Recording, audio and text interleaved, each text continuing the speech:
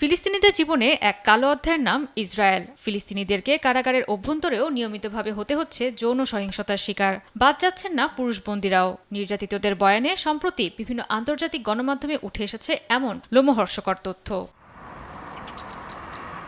গেল বছর ইসরায়েলি কারাগারের ভেতরে ফাঁস হওয়া সিসিটিভি ফুটেজে দেখা মেলে যৌন নির্যাতনের ভয়াবহ চিত্র। জাতিসংঘের নির্যাতন বিরোধী কমিটি জানায়, ইসরায়েলের কারাগারে বন্দীদের ওপর নিপীড়ন চালানো এখন ইসরায়েলের রাষ্ট্রীয় নীতিতে পরিণত হয়েছে। একে পদ্ধতিগত নির্যাতন বলছে ফিলিস্তিন এবং ইসরায়েলের মানবাধিকার সংগঠনগুলো।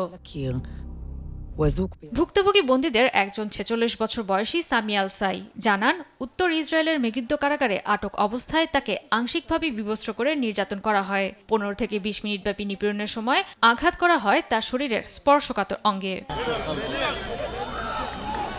আলসাই আরও জানান, বন্দীদের ওপর কুকুর দিয়ে যৌন নির্যাতন চালিয়েছে ইসরায়েলি সেনারা। তথ্যটি সঠিক বলে জানান আরেক ভুক্তভোগী আহমেদ। কখনো কখনো কারারক্ষী এবং সেনা সদস্যরা দলবদ্ধভাবেও চালান যৌন সহিংসতা। হামাসের সঙ্গে সম্পৃক্ততার অভিযোগ তুলে বাড়ানো হয় নির্যাতনের মাত্রা।